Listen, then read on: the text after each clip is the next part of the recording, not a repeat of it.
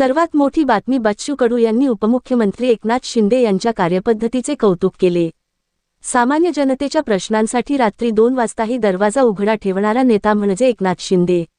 आजवर अनेक मुख्यमंत्री पाहिले, पण मदतीसाठी धावून जाणारा असा मुख्यमंत्री प्रथमच पाहिला आहे, ज्यांनी माझ्या दिव्यांग बांधवांसाठी देशातलं पहिलं स्वतंत्र मंत्रालय स्थापन करण्याचं धाडस दाखवलं।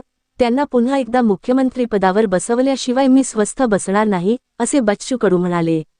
यावेळी बच्चू कडू यांनी आपल्या भाषणात शिंदे सरकारच्या कामाचा पाढा वाचला। देशातल्या अनेक राज्यांना जे जमलं नाही, ते एकनाथ शिंदे यांनी करून दाखवलं। हे करताना त्यांनी दिव्यांगाची जात किंवा धर्म पाहिला नाही, तर फक्त माणुसकी पाहिली। तसेच शेतकऱ्यांच्या कर्जमाफीमध्येही शिंदे साहेबांचा वाटा सर्वात मोठा होता। अशा कामाच्या माणसाला पुन्हा सत्तेवर बसवणं ही काळाची गरज आहे, असेही बच्चू कडूंनी म्हटले। आम्ही हा भगवा खांद्यावर घेतला आहे, तो केवळ सत्तेसाठी नाही तर तत्वासाठी आहे। आम्ही कोणत्याही ऐऱ्या-गैऱ्या नेत्याला स्वीकारलेलं नाही, तर जो नेता जनतेसाठी रस्त्यावर उतरतो अशा एकनाथ शिंदेंना स्वीकारलं आहे। मला जनतेने पाडलं म्हणून नेत्याने स्वीकारलं, असे विधान बच्चू कडूंनी केले।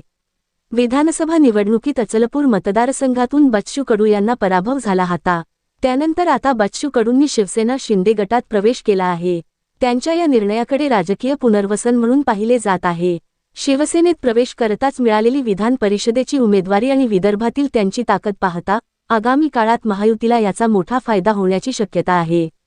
तसेच प्रहार जनशक्ती संघटना आता केवळ एक सामाजिक संघटना म्हणून कार्यरत राहील, तर राजकीय कार्यासाठी ते आणि त्यांचे समर्थक आता पूर्णपणे शिवसेना शिंदे गटाचे काम पाहतील, असे बच्चू कडूंनी स्पष्ट केले।